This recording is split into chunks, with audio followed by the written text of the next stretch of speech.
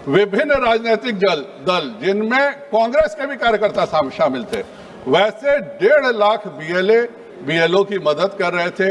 एक एक जगह पर ऐसा SIR का काम हो रहा था, लेकिन चूंकि कांग्रेस को अपने कार्यकर्ताओं पे भरोसा तो है नहीं, इसीलिए इतने सारे कार्यकर्ता BLA बना के भेजे और कहते हैं कि नहीं वोट चोरी हो गया।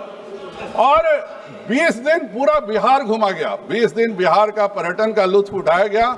और जब चुनाव की घोषणा हुई तो माननीय नेता प्रतिपक्ष विदेश चले गए। यही इनकी सिंसियरिटी है और इसके लिए हम उनको धन्यवाद भी देते हैं, क्योंकि अब वो अगर बिहार में पर्यटन करने जाएंगे तो पूरी की पूरी कांग्रेस पार्टी के सारे विधायक एक बोलेरो गाड़ी में अट जाएंगे। उससे ज्यादा उनको लेने की जरूरत भी नहीं पड़ेगी किसी काम करने के लिए और कहीं पर घूमने जाने के लिए। इतनी ही इनकी हैसियत बिहार में रह गई है।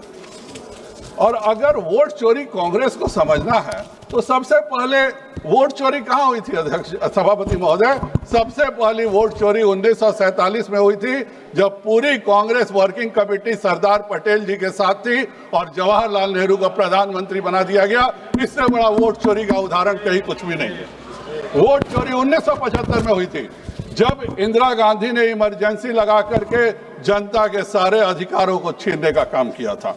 वोट चोरी 1987 में जम्मू कश्मीर में हुई थी, जब राजीव और फारूक समझौता हुआ और जबरदस्ती सारे बूथों को कैप्चर किया गया। जो लोग चुनाव लड़ रहे थे विरोधी दल, उनको भगा दिया गया। और उसके बाद कश्मीर ने 1987 के बाद उग्रवाद का ऐसा भयावह दौर देखा जो केवल और केवल कांग्रेस पार्टी के वोट चोरी का नतीजा था।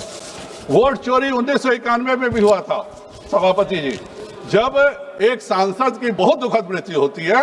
राजीव गांधी जी की दुखद हत्या हुई, लेकिन अगर किसी उम्मीदवार की मृत्यु होती है तो केवल वहां का चुनाव कैंसिल होता है।